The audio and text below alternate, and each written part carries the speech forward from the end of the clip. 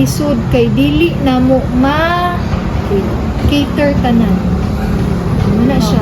Muna karon dili sa pag kuan pod ka nang inviting you kung gusto mo mag guidance counselor,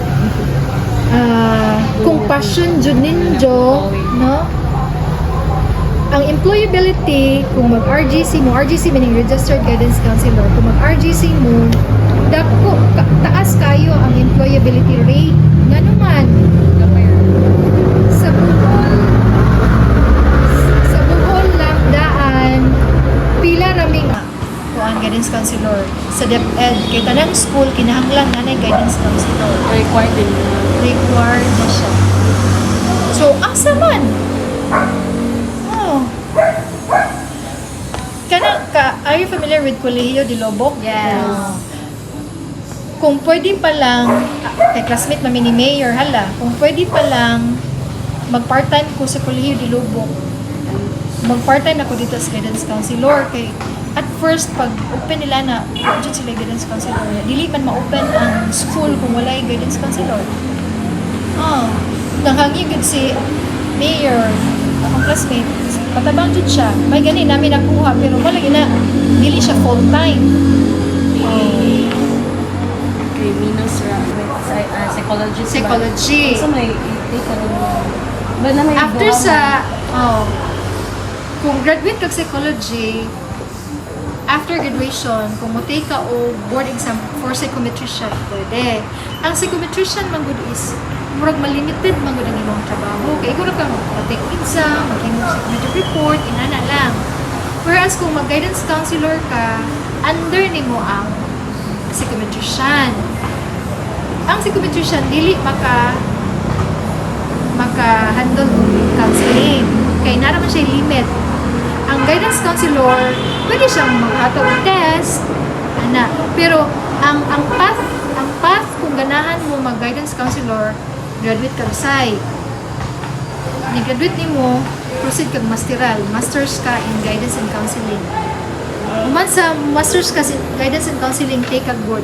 You cannot take the board exam if you are not a full-fledged masters of guidance and counseling.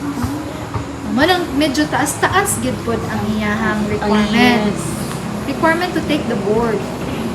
Unlike sa psychometrician nga after graduation sa imong baccalaureate pwede ka mag-take, pero kung gusto ka mag-RGC, you should finish masters in guidance and counseling. Mana siya pa. Final question, Mom. We would like to ask you something very meaningful. So what is your message, Mom, to people who are struggling with their problems but are afraid to ask for or approach a guidance counselor? Insaya ko ang message, no? Yes, Mom. Sa imong question nga ma-afraid sila, mahinjo ko nila, do not be afraid. No? Do not be afraid. And kinaimportantihan ang naa kay someone nga ika-istorya.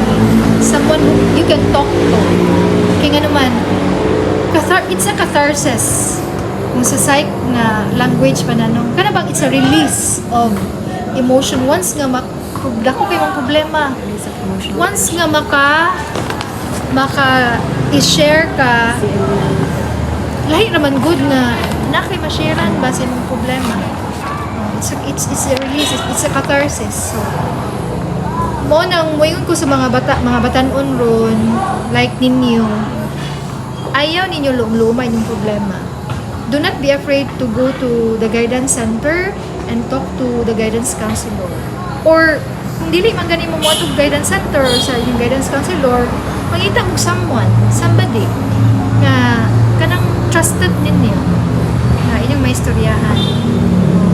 Kay usa man sagud na may masinugdanan, nato problema hangtod nga mag-anxiety ta, di na takatug, mura na tag na praning mo nang Depression. Unless kung naka may istoryahan, kay kashiran makapagawas ni mo imong emotion imong gibati. Mo dyan na siya.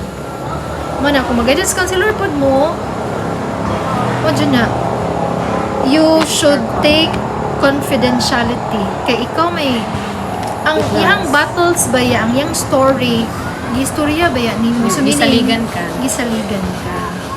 So, naala dyan between the two of you revision. So, dyan na sa mong discussion, ma'am, confidential, no?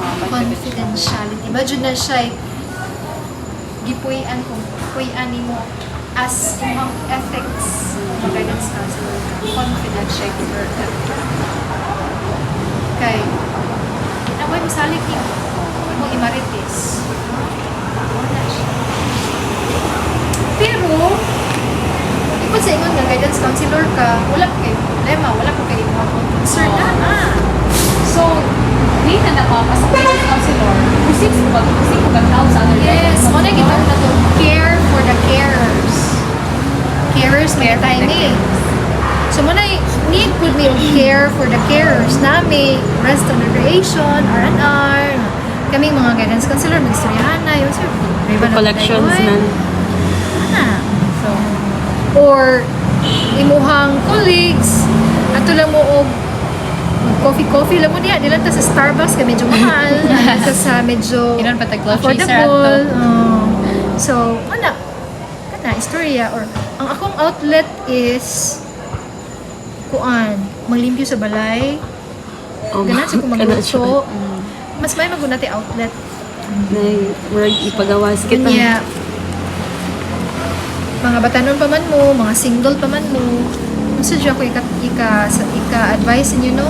Kuman dyan mo sa inyong eskwela, kanya kung mag-guidance counselor mo, kanya na mo pag-menu ka ng RGC na mo. So, Kay kung RGC na mo, di gyud mo maglisod o pangita og trabaho. Kamoy pangitaon. Hindi man. Kung sa Chad pa na gitawag siya endangered species. Guidance counselor, mga librarians, mga endangered pangitaon ba? So, kana. kan ma'am, tinuod ma'am nga kan client o imo. It's a no. No. Ano sa discussion? Sa ethics, maski si mong friend, pero pwede mo mag-istorya. Pero yung kag-counseling, ako ang amiga, it's against the ethics. Kaya kaila may bias ka.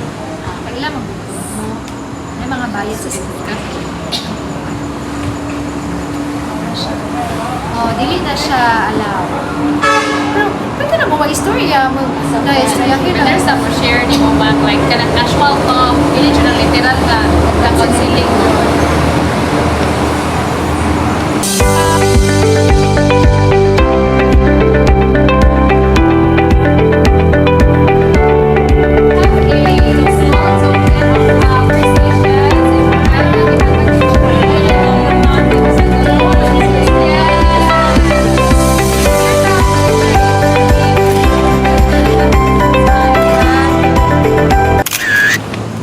Thank you so much, Mom, for sharing your experiences, knowledge, and advice with us. We truly learned a lot about the importance of guidance counseling and the role guidance counselors play in helping people grow and overcome challenges.